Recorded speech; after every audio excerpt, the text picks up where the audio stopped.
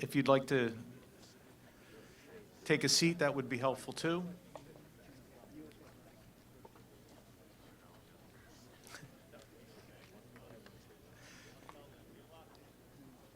Good morning, I'm John Miko. I'm the president of Founding Forward.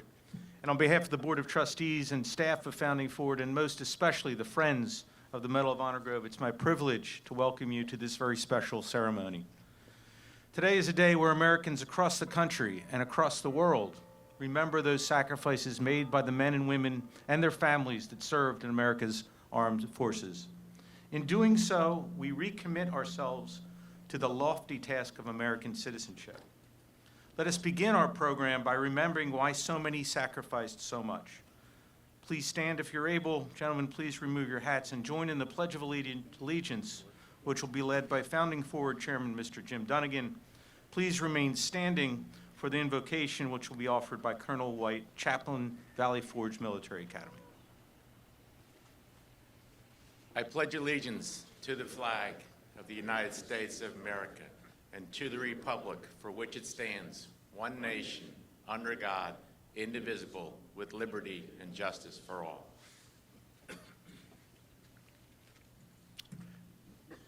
May we bow our heads in prayer.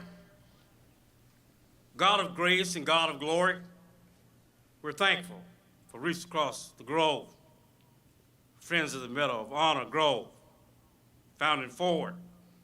We're grateful today, Lord. We pray a special prayer for those who are actively serving today, soldiers, sailors, airmen, Marines, Coast Guard, guardians. Grant them wisdom and courage and strength and power in the days to come. We're thankful for their commitment to excellence in all that we do.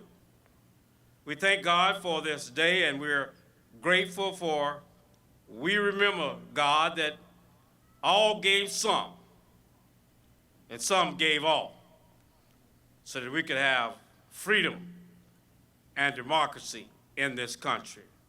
May God bless us today, and may God continue to bless the United States of America. In God's name I pray, amen.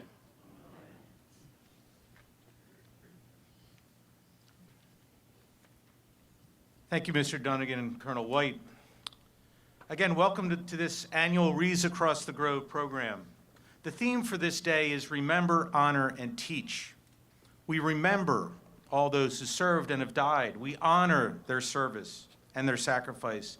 And by remembering and honoring, we teach our fellow citizens about the responsibilities and duties that we all have as American citizens. Teaching our fellow citizens about their rights and responsibilities is what Founding Forward does every day. Our mission is to inform and engage citizens through transformational educational experiences grounded in American history. These experiences enable students, teachers, and citizens to understand, appreciate, and practice the principles, rights, and responsibilities of American citizenship. Founding Forward is the result of a merger between Freedom's Foundation Valley Forge and the Union League Legacy Foundation.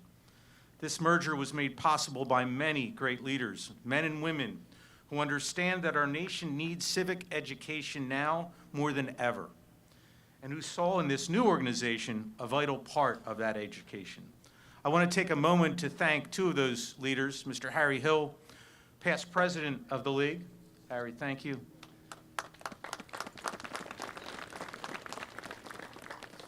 And Mr. Jim Dunnigan, past president of the Union League and current chair of Founding Forward and past chair of the Legacy Foundation. Thank you, Jim. I also want to thank a member of our board of Founding Forward, longtime member of the board of Founding Forward and previous charities of the League, who just this week became the 74th president of the Union League of Philadelphia, Mr. Bob Cavalier. Bob, thank you. It's now my pleasure to introduce Craig Mills. Commissioned as second lieutenant in the United States Marine Corps from the University of Pennsylvania Navy ROTC in 1984, Mr. Mills served as an infantry officer and rifle platoon commander in the Mediterranean and Far East. During Operation Desert Storm, he participated in reconnaissance, raid, rescue, and direct combat operations against Iraqi forces. and was platoon commander and company executive officer. His awards and citations include the Navy Commendation Medal, the Navy Marine Corps Combat Action Ribbon, the United States Army Paratrooper Badge, and various campaign medals.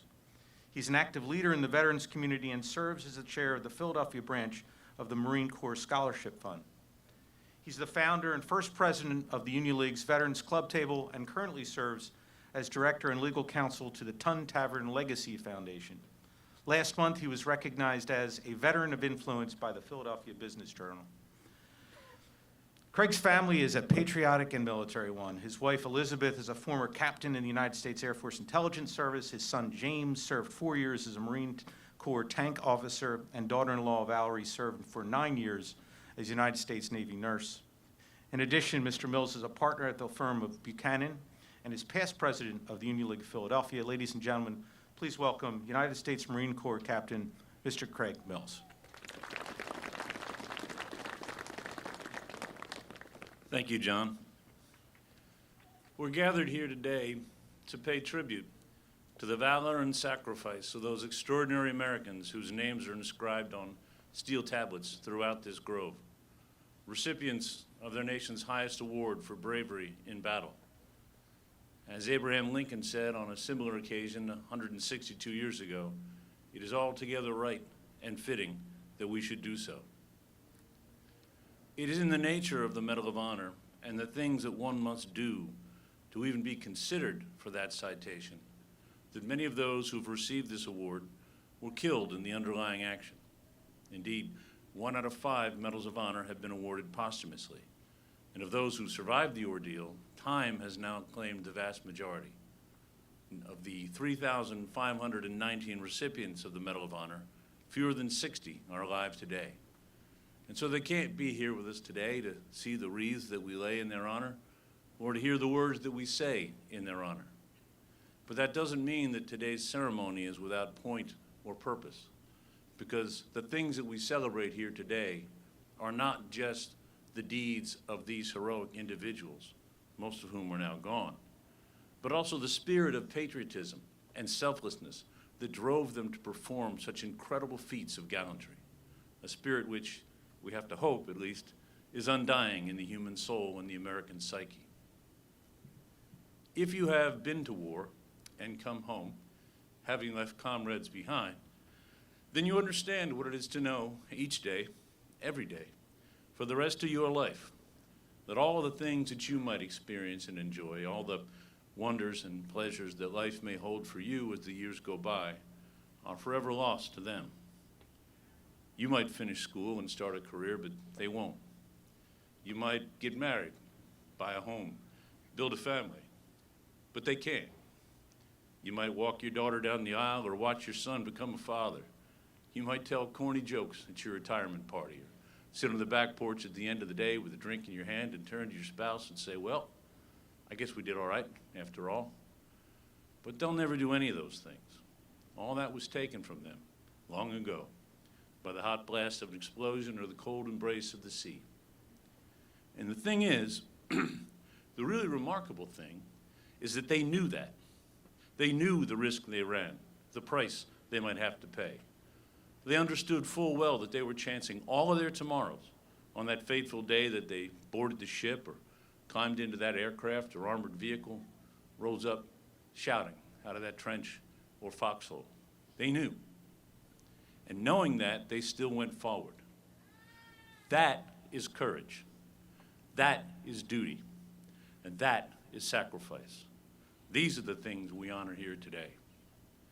But as tragically as some of their individual stories may have ended, I don't believe that any of these heroes would want for 1 minute that we should grieve for them, but rather that we should live for them, that we should uphold the values and institutions that they strove so mightily to preserve, those values and institutions enshrined in our Declaration of Independence and Constitution, that we should not just exercise, but fiercely defend the individual rights that they fought so hard to protect and pass down to us, that we should live the free lives that they risked their lives, and in many cases gave their lives to give to us. Because if we can do that, if we can keep faith with these faithful dead, then that will be their ultimate victory. Because yes, it's true, most of the people who've won the Medal of Honor are now gone. As individuals, they've been vanquished, whether by the foe or by the passage of time. The unit for which they fought may have been defeated. The battle in which they fought may have been lost. But they didn't lose. Theirs is the ultimate victory, because they helped to win for us the uniquely free American lives that we are all so privileged to enjoy. Lives that are filled with liberties and opportunities that on most days we don't even think about, because we don't have to, because of them. And so yes, today is a solemn day. It's a day for reflection and remembrance, but it's also a day, I think, for gratitude and even a kind of quiet joy as we celebrate the ultimate victory of these extraordinary Americans and rededicate ourselves to the never-ending task of preserving that victory. Thank you.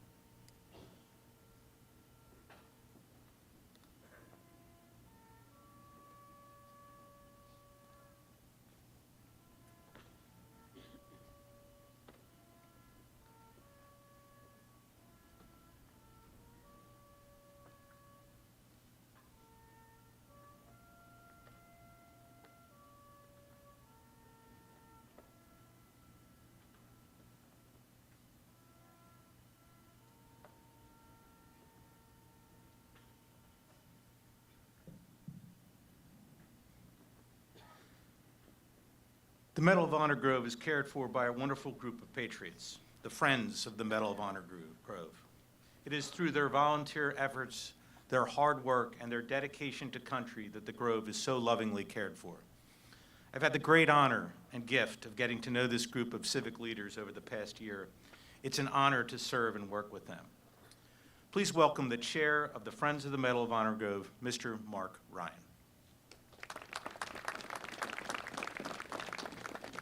Good morning, ladies and gentlemen. Thank you for coming out on this cold day to take part in this event. The Wreaths Across the Grove was started approximately 10 years ago, and it gets better each and every year. So far, we've been working with Founding Forward for approximately a year, and it's really been a great pleasure and an honor. It's a great symbiotic relationship. The Friends are involved in maintaining and improving the Medal of Honor Grove, and we're a 501c3 organization. We rely on volunteers to come out and help us and support us with the events and financially, and we can't do it without them, and we certainly appreciate them. We have a great board.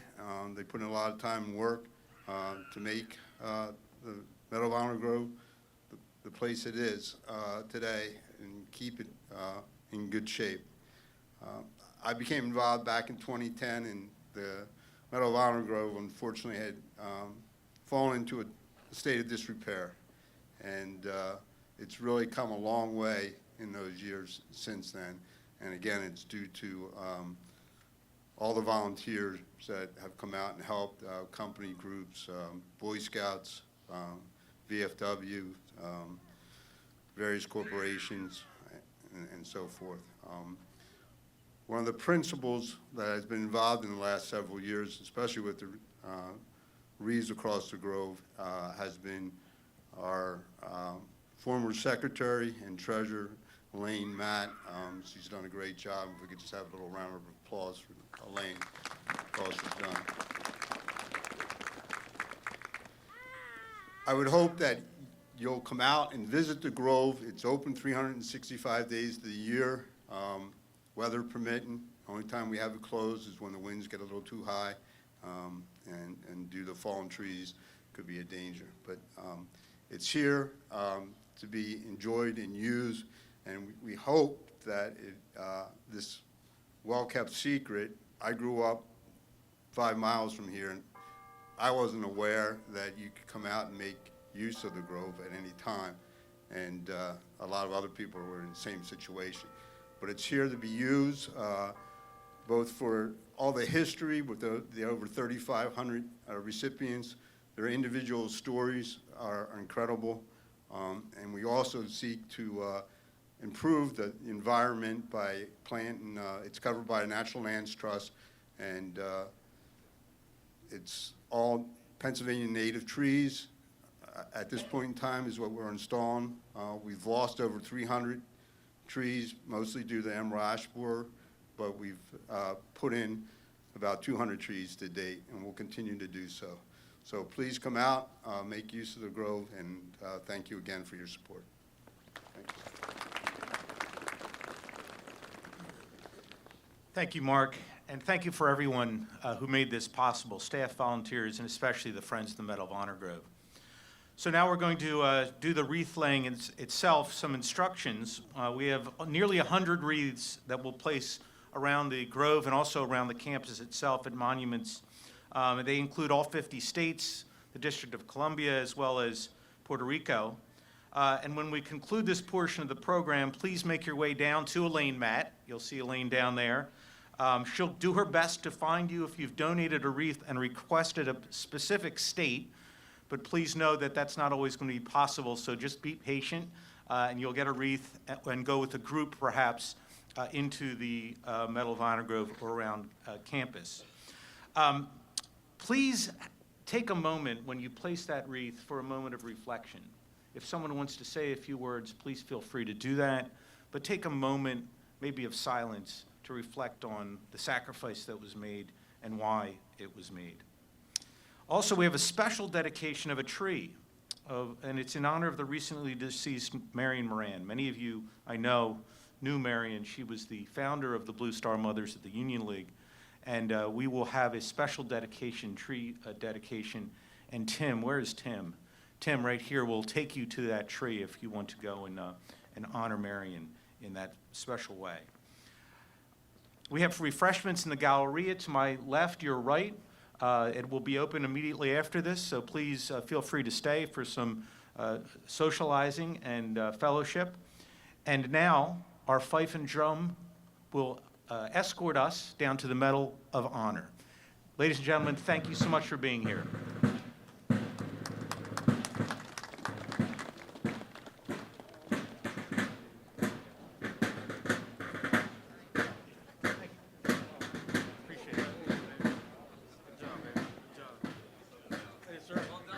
Thank you. That was very nice.